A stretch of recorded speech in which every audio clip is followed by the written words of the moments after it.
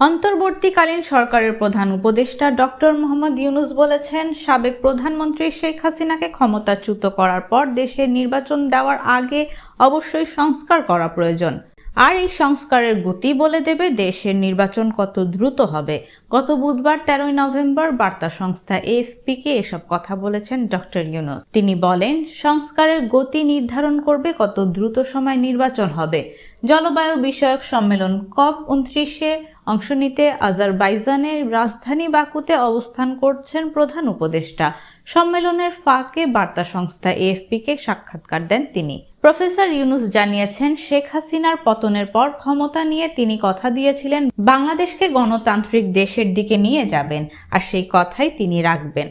Doctor Yunus বলেন, এটি একটি ওয়াদা। আমরা এই ওয়াদা করেছিলাম যে যত দ্রুত নির্বাচনের জন্য আমরা প্রস্তুত হব, আমরা নির্বাচন দেব, যেন নির্বাচিতরা ক্ষমতা